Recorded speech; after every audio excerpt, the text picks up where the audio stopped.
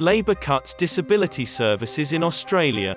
Bill Shorten, the newly installed Labour government's Minister for the NDIS, says strategies are being set up to minimise costs.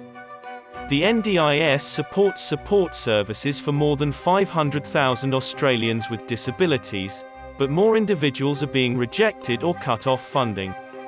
Labour promised to solve the situation and the suffering and misery it causes handicapped people and their caretakers during the May 21 election. Shorten calls the NDIS a desperate lifeline for countless Australian individuals. Labour and Liberal National Coalition administrations have underfunded and defunded mental health, public hospital, and education systems for decades, leaving millions without appropriate treatment. Labour's 2012 administration passed the NDIS. It relied on outsourcing services and developing a profit-driven disability market to remove government responsibility for disabled people. Dismantling huge residential complexes to minimise costs caused many fatalities and the loss of skilled personnel. Since the NDIS began over a decade ago, far more need has been identified. The NDIS was expected to cost $22 billion a year by the Pro-Market Productivity Commission, but it now costs $30 billion. Taylor Fry actuaries estimate the system might cost $74.2 billion by 2029-30, prompting heated warnings in corporate media.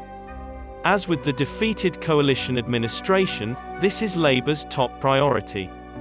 Despite Labour's election promises to reform the NDIS, these expenses must be cut quickly.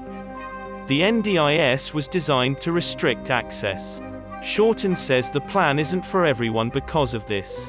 Disability affects 4.4 million Australians.